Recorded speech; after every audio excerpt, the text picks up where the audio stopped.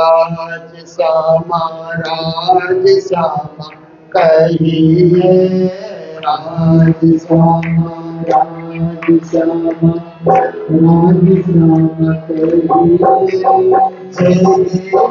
धरा के राज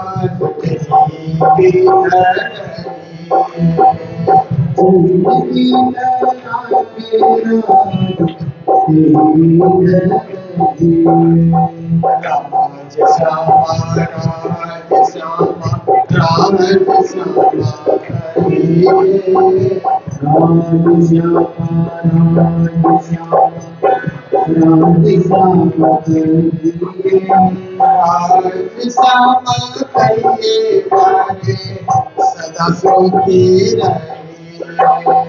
राज श्यामा कहिए,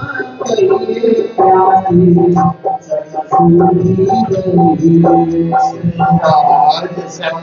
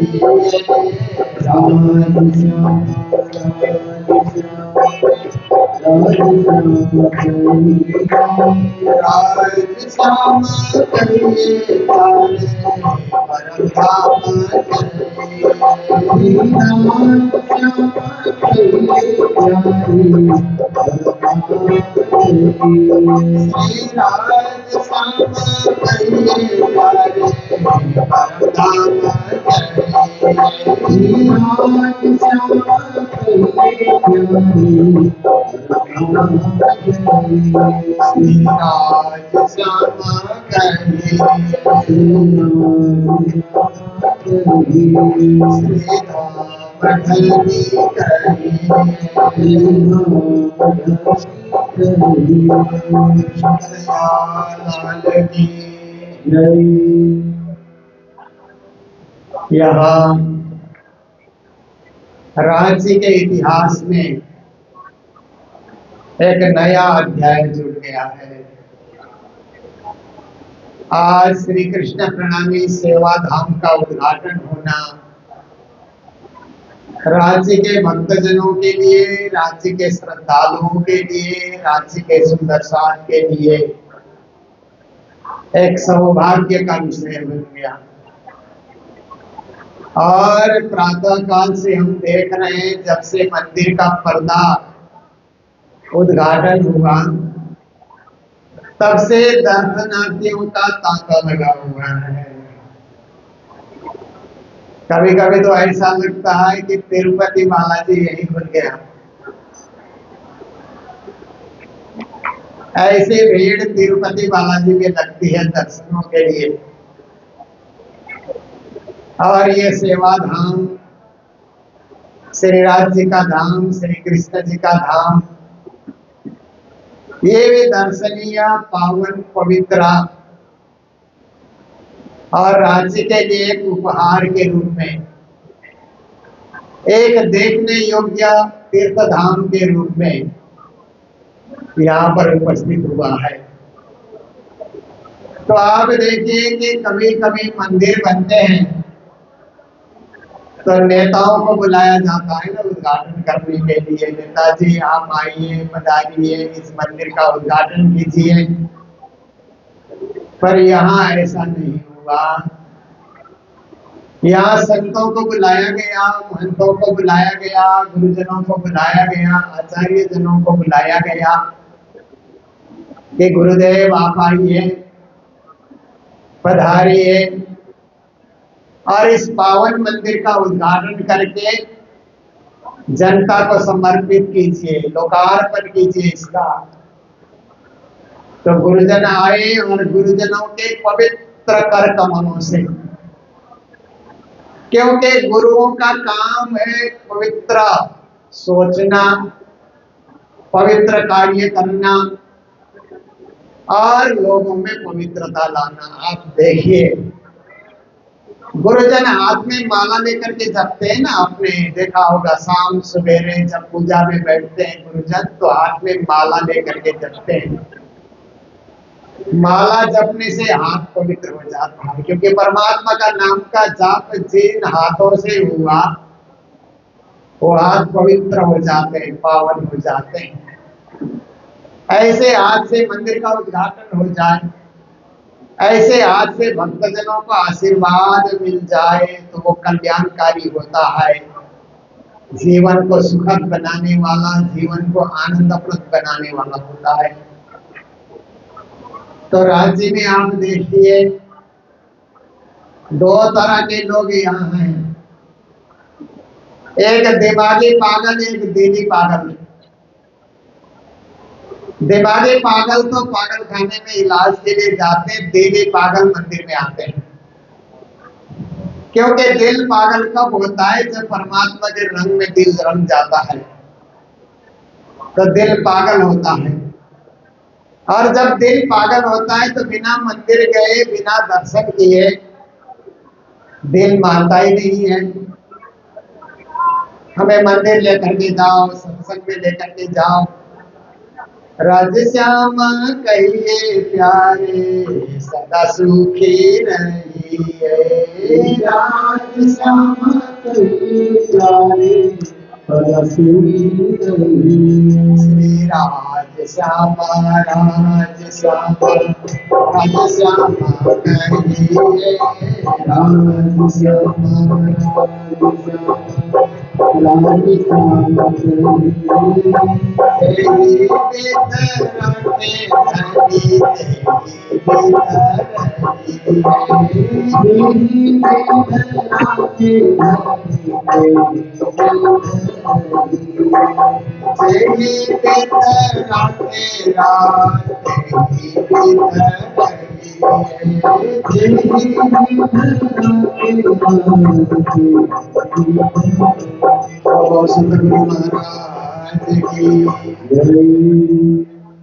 तो देखिए, दिल पागल होता है।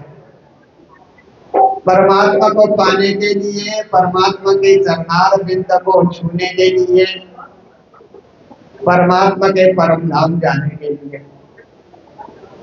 तो उसका एक ही इलाज है कि उसको मंदिर जाने दिया जाए। मंदिर जाने से क्या होता है कि परमात्मा के करीब होने का अनुभव होता है। आप सोचिए कि आप 1 महीने तक मंदिर नहीं गए तो आपको ऐसा लगेगा हम कितना दूर हो गए परमात्मा से, और उनकी भक्ति छूट गई, उनका ध्यान छूट गया, उनका नाम छूट गया, उनका दर्शन छूट गया। और 1 महीने में एक बार जाकर के आप मंदिर के दर्शन करके आते हैं तो कई दिनों तक उसका वाइब्रेशन चलता रहेगा, उसकी ध्वनि तरंगित होती रहेगी और हम परमात्मा के बिल्कुल करीब हैं ऐसा अनुभव होता रहेगा। तो देखिए कि ऐसी तो रांची में पहले से बहुत सारे मंदिर हैं, पर एक ऐसा नवीन मंदिर जहाँ साक्षात परब्रह्म की लीला दर्शाया गया हो और जहाँ के मुख्य मंदिर में परमात्मा के मुकुट और बंसी सजाया गया हो, तारतम वाणी महाग्रंथ के साथ। क्योंकि कहा जाता है कि दुनिया में एक वांग्मय पूजा, ग्रंथों की पूजा, वो बहुत बड़ी पूजा होती है। जितने भी मूर्तियां बनी है ग्रंथों के आधार पे बनी है, तो ग्रंथ पूजा उत्तम पूजा करके माना जाता है। उत्तमा मानसी पूजा ग्रंथ पूजा च मध्यमा। अधमा कल्पिता पूजा बाह्य कित्वा धमा। नीति शास्त्र में लिखा है कि सबसे उत्तम पूजा तो मानसिक पूजा है। मानसिक पूजा क्या होगी? आप नहा धो करके बैठिए और मन से सोचिए कि हम परमात्मा के मंदिर जा रहे हैं और परमात्मा को वहां पर क्या है, चंदन चढ़ा रहे हैं, फूल चढ़ा रहे हैं, अगरबत्ती कर रहे हैं, आरती कर रहे हैं, भोग धरा रहे हैं। ऐसा मन ही मन सोचना है। और यहाँ आकर के भी आप जब मंदिर में जब पहुंचते हैं, ध्यान में बैठते हैं, तो परमात्मा सच्चिदानंद स्वरूप है।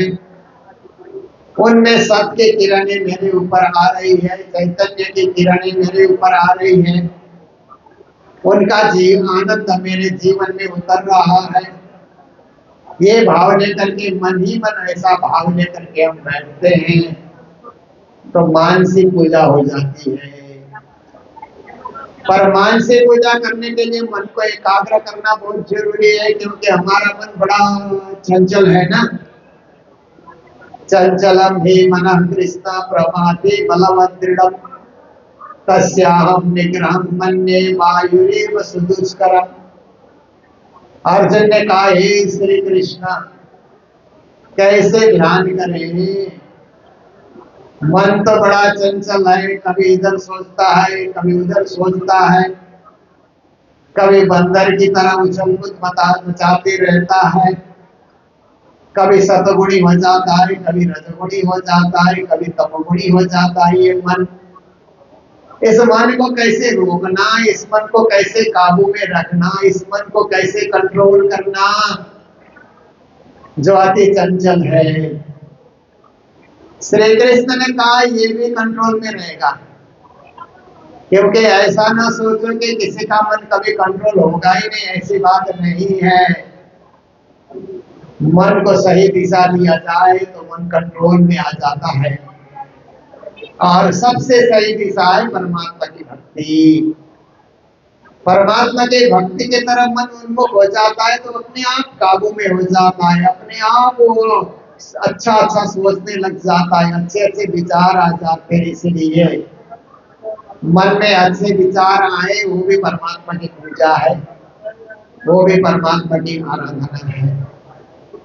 तो फिर कहते हैं ग्रंथ पूजा च मध्यमा। फिर मानसिक पूजा कर सके तो सबसे अच्छी बात है, नहीं कर सके तो हमारे शास्त्र कहते हैं कि ग्रंथ की पूजा करो, वेद की पूजा करो, पुराणों की पूजा करो, श्रीमद् भागवत महाग्रंथ की पूजा करो, गीता पाठ करो, गीता की पूजा करो, और महामते प्राणनाथ जी प्रणीत तारतम वाणी, तारतम सागर, तारतम ज्ञान, उसकी भी पूजा करो। मात्र पूजा करना नहीं, पाठ भी करना चाहिए।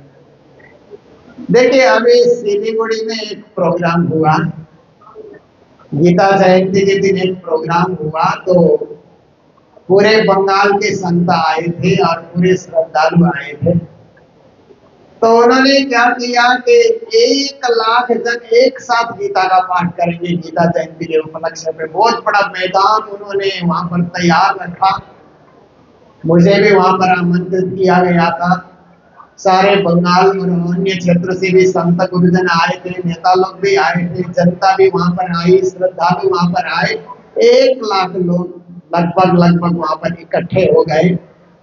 तो एक ही स्वर में, एक ही आवाज में गीता का पाठ हुआ वहां पर, और उन्होंने एक स्लोगन बनाया, कृष्ण कृष्ण हरे हरे गीता पाठ घरे घरे। ऐसा उन्होंने बांग्ला में एक स्लोगन बनाया, कृष्ण कृष्ण हरे हरे गीता पाठ घरे घरे। तो इतने सारे लोग एक साथ बैठ करके गीता पाठ करते हुए हमने देखा। तो आप देखिए मन एकाग्र ऐसे हो जाता है जब हम किसी मंदिर में जाकर के कुछ पाठ करते हैं, मंदिर में जाकर के भजन गाते हैं एकाग्र होकर के, तो मन कंट्रोल में आ जाता है। तो मानसिक पूजा और दूसरे नंबर में ग्रंथ पूजा, गीता की पूजा भी करना, पाठ भी करना, भागवत की पूजा भी करना, पाठ भी करना, वाणी की पूजा भी करना, पाठ भी करना। पूजा करने से भक्ति जगती है और पाठ करने से ज्ञान मिलता है। उस ग्रंथ को खोल करके हम लोग पढ़े तो ज्ञान मिल जाता है, क्योंकि सारे धार्मिक ग्रंथों में ज्ञान भरा पड़ा है। हम जन्म से ज्ञानी कभी नहीं होते। कोई भी मनुष्य जन्म से ज्ञानी नहीं होता है। कोई एकाध बालकों को देखा कि छोटी उम्र में भी ज्ञान की बातें करते हैं, अन्यथा सारे के सारे बचपन में साधारण बुद्धि वाले होते हैं, खेलने कूदने में मन लगाते हैं, और चॉकलेट देखे तो उसको खाने में, और एक और भी आइसक्रीम इत्यादि खाने में मन ललचाते हैं। ऐसी साधारण अवस्था होती है बचपन में। थोड़े बड़े होते हैं तो स्कूली किताब पढ़ते हैं, उसी में लगे रहते हैं। पर जब वो प्रौढ़ हो जाते हैं तो धर्मशास्त्र पढ़ने के लिए प्रेरित हो जाते हैं, और जब पारायण पढ़ने लग जाएंगे तो मन में इतना ज्ञान भर जाएगा, इतनी भक्ति भर जाएगी, इतना प्रेम भर जाएगा, लगेगा यही मेरी आत्मा का खुराक है। जैसे आप दिन भर शरीर को खुराक मत दीजिए, शरीर भूखा हो जाएगा और शरीर आपका शिथिल हो जाएगा, शरीर कुछ करने के योग्य नहीं रहेगा। जब तक आप खाएंगे नहीं तो ताकत आएगी नहीं, फिर शरीर से क्या बोझ उठाएंगे। ऐसे मन को भी खुराक चाहिए। देखिए, खाने से शरीर को तो खुराक मिला, शरीर तंदुरुस्त हुआ, पर मन तो चंचल है, मन प्यासा है, मन व्याकुल है, उसको भी तो खुराक देना जरूरी है। मन का खुराक है भजन, भक्ति। बहुत सारे लोग गीत गा करके मन का खुराक देते हैं, गाना गाते हैं, सिनेमा के गाना गाते हैं, या कलाकार लोग गाना सुनाते हैं, उसको सुन करके मन को खुराक उनको मिल जाता है। पर गीत का प्रभाव क्षणिक होता है, संगीत का प्रभाव निरंतर होता है, भजन का प्रभाव तो जीवन भर होता है। इसलिए हम भजन गाने की कोशिश करें, भजन गुनगुनाए तो मन शांत हो जाता है, मन प्रसन्न हो जाता है, मन खुश हो जाता है कि मुझे भी खुराक तो मिल ही गया। पर कभी कभी हमारी बुद्धि भी कहती है कि मुझे भी खुराक चाहिए। बुद्धि का खुराक अलग है। तो बुद्धि को क्या खुराक दिया जाए कि प्रवचन सुना जाए, धार्मिक प्रवचन को सुना जाए, धर्म ग्रंथों को पढ़ा जाए तो बुद्धि को खुराक मिल जाता है। बुद्धि भी तृप्त हो जाती है कि मुझे और नई बात जानने को मिली, नया ज्ञान सुनने को मिला, नया उपदेश धारण करने को मिला। मेरी बुद्धि उसी समय तृप्त हो जाती है, बुद्धि उसी समय सुदृढ़ हो जाती है, बुद्धि उसी समय शांत हो जाती है। शांत का मतलब है आनंदित हो जाना। और कभी कभार आप देखिए, हमारी आत्मा है ना, हमारे अंदर आत्मा है। देखिए, इतने हमारे श्रद्धालु चल चल करके आ रहे हैं ना, उनकी आत्मा बोल रही है कि रांची में नया मंदिर का उद्घाटन हो गया, चलो चलो दर्शन करो। आत्मा उनको उठा करके ले आई। उनके आत्मा ने चाहा कि मंदिर के दर्शन करें, परमात्मा के दर्शन करें। आज पहला दिन है, जिस दिन मंदिर खोला उसी दिन दर्शन करेंगे तो और ज्यादा पुण्य मिलेगा, और ज्यादा हमको धर्म मिलेगा, और ज्यादा हमको शांति मिलेगी जीवन में। तो यह आत्मा की चाह है। और आत्मा जब चाह करती है तो ऐसे मंदिरों के दर्शन करना और परमात्मा का ध्यान भी करना, मेडिटेशन कहते हैं ना इंग्लिश में, ध्यान लगाना। आप ध्यान कैसे लगाएंगे कि सच्चिदानंद रूपाय विश्वोत्पत्त्यादि हेतवे तापत्रय विनाशाय श्री कृष्णाय वयं नमः। इस श्लोक को लेकर के आप ध्यान कर सकते हैं। फिर निषेधन रहिए प्रेम सो श्री युगल स्वरूप के चरण निर्मल होना या सो, और धाम वर्णन, इस श्लोक से भी आप ध्यान कर सकते हैं। या सुबह शाम हम स्वरूप का पाठ करते हैं, उसका भी ध्यान कर सकते हैं कि परमात्मा सत्य चिद और आनंद स्वरूप है। हमें सत्य से जुड़ना है तो कोई भी चीज पाने के लिए उसका सोर्स ढूंढा जाता है। पानी पीने के लिए उसका सोर्स ढूंढा जाता है, पानी नलके में आ रहा है कि कुएं से पानी आ रहा है कि झरने में पानी मिल रहा है कि बर्फ को पिघालना है, कि उसका सोर्स हम लोग ढूंढते हैं। आग की जरूरत पड़ती है तो माचिस जलाना है कि लाइटर जलाना है, कि चूल्हे में आग है कि कहाँ पर आग है, बिजली से हम कुछ कर सकते हैं, गरम उसको करके खाना बना सकते हैं हम, आग उसका सोर्स हम ढूंढने लग जाते हैं। तो इसी प्रकार से पैसा की जरूरत पड़ती है तो रुपया कहाँ है, व्यापार कैसे करना है, या खेती से उपार्जन करके पैसा इकट्ठा करना है, या नौकरी करनी है, उसका सोर्स हम लोग ढूंढते हैं। ऐसे ही जीवन में आनंद की तलाश हो तो उसका भी सोर्स हम ढूंढने लगेंगे। आनंद कहाँ है तो लगेगा ये तो परमात्मा की भक्ति में आनंद है, परमात्मा की पूजा में आनंद है, परमात्मा के ध्यान करने में आनंद है। देखिए आज विदेशी लोग, हमारे से ज्यादा उनको सुख है, हमारे से ज्यादा उनके पास संपत्ति है, हमारे से बड़ा उनका मकान है, हमारे से बड़ी कीमती उनकी गाड़ी है, फिर भी आप देखिए कि हवाई जहाज में उड़ करके आते हैं, दिल्ली उतर करके सीधा ऋषिकेश चले जाते हैं ध्यान सीखने के लिए, मेडिटेशन सीखने के लिए, योगा सीखने के लिए और उपन्यास पढ़ने के लिए, वेदांत पढ़ने के लिए आते हैं। हम देखिए कुछ कुछ विदेशी लोग आते हैं तो बनारस आकर के संस्कृत पढ़ते हैं, फिर वेद पढ़ते हैं, भागवत पढ़ते हैं, गीता पढ़ते हैं। क्यों?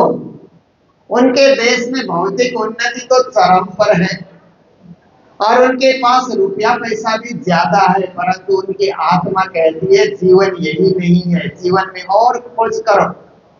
खाना पीना सोना जागना कमाना घूमना फिरना यार दोस्तों से गपशप करना इतना ही जीवन नहीं है, इससे परे भी जीवन है।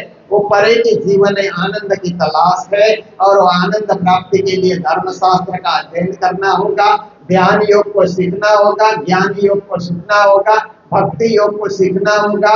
इसीलिए बाहर के लोग भी दौड़े दौड़े हमारे देश में आते हैं। तो हम लोग तो सौभाग्यशाली है कि इसी देश में जन्म हुआ, इसी देश में हमारा रहना हुआ, इसी देश में हमने बहुत कुछ सुना सीखा, धन संपत्ति भी कमाते रहे और इसी देश में धर्म का आर्जन भी हम लोग करते रहे, क्योंकि भारत को धर्म भूमि कहा जाता है। इस भूमि से धर्म की सुगंधी आती है, क्योंकि ऋषियों ने मुनियों ने त्यागियों ने तपस्या करके इस भूमि के कण कण को पवित्र कर दिया है। ऐसे पावन भूमि में हम लोग जब रहते हैं तो एक तीर्थ में ही हम लोग रहते हैं, और ऐसे पावन भूमि में मंदिर का स्वरूप खड़ा हो जाता है तो और हम केंद्रित हो जाते हैं। तो हम मंदिर जाएं, ध्यान करें, पूजा करें, परमात्मा के चरणों में अपने आप को समर्पित करें तो आत्मा को आनंद मिलता है और आत्मा का आनंद निरंतर बने रहता है। और उस आत्मानंद में जो डूब जाता है, गोते लगाता है, उसके लिए परमात्मा कभी दूर नहीं होते हैं, क्योंकि आत्मा का ज्ञान हो गया तो परमात्मा का ज्ञान भी हो जाएगा। आत्मा का दर्शन हुआ तो परमात्मा का दर्शन होगा। परमात्मा का दर्शन कोई आदमी देखने की तरफ प्रत्यक्ष नहीं होता है, वो अनुभव से होता है। परमात्मा का दर्शन जीवन में अनुभव से होता है, आत्मा के अनुभव से परमात्मा के निजत्व का बोध होता है, परमात्मा के ज्योति स्वरूप या परमात्मा के सच्चिदानंद स्वरूप का बोध हो जाता है।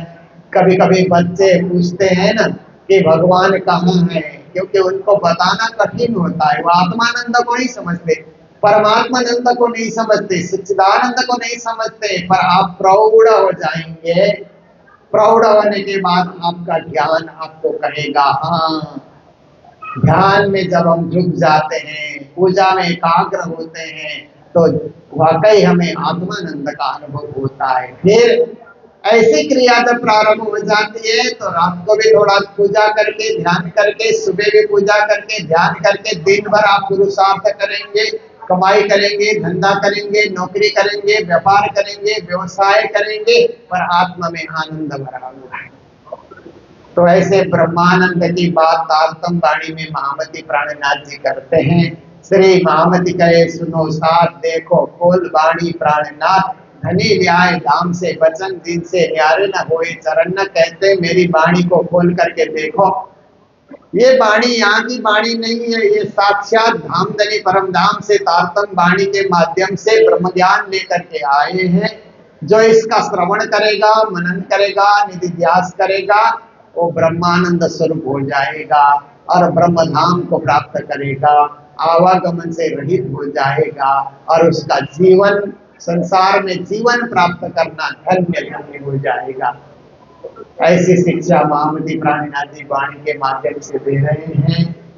तो हम लोग भी प्रयास करते हैं कि एकदम एकांत में सब लोग शांत होकर के बैठते हैं, तो हम लोग को प्रवचन करने का अभ्यास अच्छा हो जाता है, क्योंकि एकांत में लोगों का क्या है, अटेंशन अच्छा हो जाता है, ध्यान केंद्रित हो जाता है। पर कभी कभी हम लोग अपने लिए परीक्षा करते हैं कि लोग आए जाए, उस समय भी हम परमात्मा में केंद्रित हो सकते हैं कि नहीं। तो आज उसकी भी परीक्षा हम लोगों के सामने है और हम लोग उसको अच्छी तरह से, आसानी से उसको क्रिया में प्रयोग कर रहे हैं कि लोग आए जाए, श्रद्धालु आए जाए, फिर भी हमारी भक्ति और हमारा कंसंट्रेशन बना रहेगा और हम ध्यान केंद्रित करते रहेंगे, परमात्मा के करीब होने का अनुभव हम करते रहेंगे। जल में बसे कुमुदनी, चंदा बसे आकाश, जो जाको सुमिरन करे सो ताही के पास। चाहे कहीं भी बैठ करके हम सुमिरन करें, पर परमात्मा हमारे करीब होने का, श्री राजश्याम हमारे करीब होने का और हम राजश्याम के करीब होने का अनुभव करते रहेंगे। तो आज के दिन मुझे लगता है कि सबसे ज्यादा आनंद किसको मिला होगा? सबसे ज्यादा आनंद तुम्हारे पूज्य महाराज जी स्वामी श्री सदानंद जी महाराज को मिला के उद्घाटन के दिन इतने सारे दर्शनार्थी आना, इतने सारे भक्त आना, इतने सारे श्रद्धालु आना। और दूसरे नंबर में सबसे ज्यादा आनंद किसको मिला? तो आप यहाँ के सुंदर साहब को, जिन्होंने मंदिर खड़ा किया। मंदिर खड़ा करते हुए इतना नहीं सोचा गया होगा कि उद्घाटन के दिन ही इतनी भीड़ हो जाएगी। तो यही सफलता है, क्योंकि हमारी सफलता, कामयाब तभी हम होते हैं कि हमारे कार्य और हमारी कारीगरी को सब लोग देखें और सब में इसी तरह श्रद्धा जागे, भावना जागे, भक्ति जागे। तो ये आज बड़ा आनंद का दिन है, उत्सव का दिन है। तो मैं इतना ही आज रखूंगा, फिर हम तो आप सबके साथ हैं, जब तक ये कार्यक्रम चलता रहेगा यही वाणी चर्चा करते रहेंगे। तो अब पूज्य महाराज जी आप सबको श्रीमद् भागवत की भक्ति रस से आप सबको ओतप्रोत करेंगे और हमारे बहुत सारे कलाकार यहाँ पर झांकी दिखाने के लिए तैयार बैठे हुए हैं।